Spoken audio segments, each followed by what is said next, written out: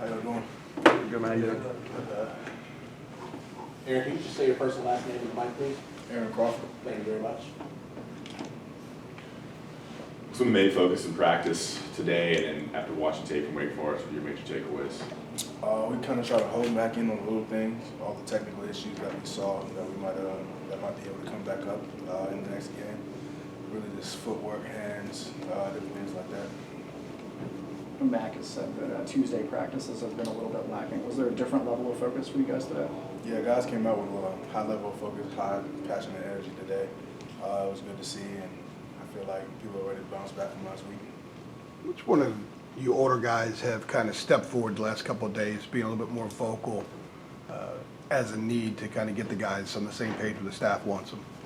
I feel like me and Tamon have been trying to get guys going in the same direction, holding a few extra meetings and things like that, trying to hold everybody a little bit more accountable. So as far as the defensive side, that's one thing that I've seen for sure. Some of the guys say that you're not super vocal, but have you had to kind of force yourself to be a little more vocal as a result of the loss, or have you gone about being that guy, a little bit more of that guy?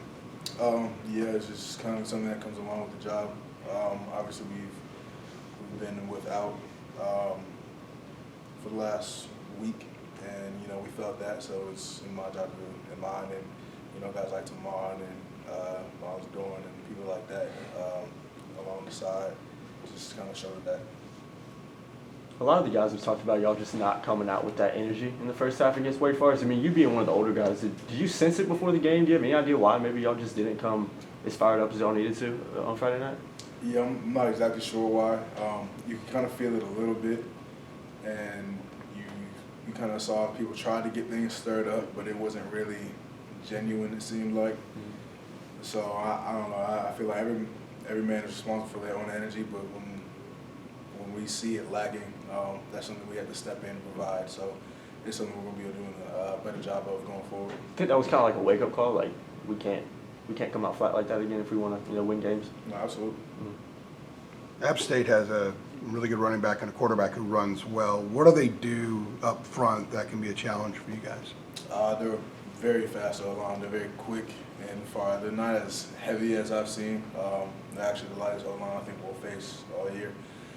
But the way that they're schemed and athletically, they're running fast and flat. They're getting up to second level, they're getting on the backers, getting up to safety. So I feel like if we're just able to stay square and be able to get penetration, but not too much as to create vertical seams, I think we'll be able to effectively knock it back. Given Mac's history with App State, does he give you guys a history lesson this week, or is it all about kind of focusing on how good they are now?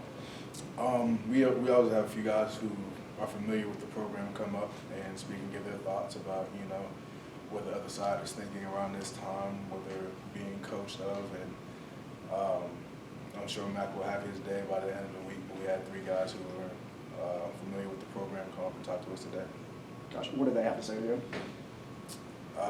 Really, this is a team that's accomplished everything that they've wanted to in the past 4 or 5 years. They've won bowl games, they've gotten to bowl games, they've been undefeated and things like that, but the one thing they haven't been able to do is play us yet, the flagship, and I know that probably carries a chip on their shoulder, so they're going to be excited to come out, and we have to match that.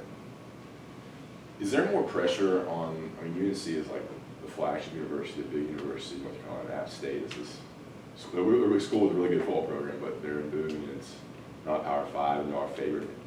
Is there a dynamic of, that maybe y'all have more to lose? I don't know, is that a confusing question?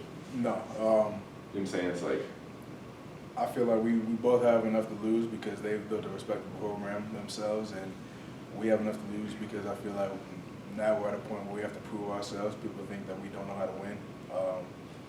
And especially coming off this last weekend, coming off those 2 emotional physical games in the first 2 weeks, guys have a chip on their shoulder in Chapel Hill just as well as they do as Boone. So I feel like we both have an equal amount to lose right now, and it's just who wants it more. that's a good answer. How did the atmosphere and turnout in the student section, particularly in the home opener against Miami, how did that differ from your previous 4 years here? student section was great. It was phenomenal. It was the best I've ever seen by far. And the energy that you could tell that they really impact the game, really the stadium as a whole, which is why I was a little confused last week as far as, you know, our energy, because our fans came out and they supported. You know, when we made a play, you know, our guys took over the entire stadium. You could hear Tar Heel chants throughout the entire stadium going back and forth. So it was just something that, you know, we're excited to see. The fans are on our side, and, you know, they're supporting us, win, lose, or draw, and, you know, that's a comforting thing to have. But we really just need to give them something to look forward to every week.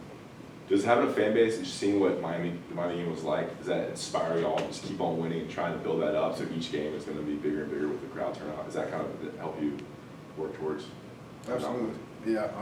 Obviously, you want to play for the fans, but first and foremost, we're playing for yourself, for your pride, and, you know, that's something that we've been able to, I feel like, obviously not as effectively as we want to, but over the last couple of years, you know, we've been playing for ourselves and for our pride, and I feel like we continue to carry that on.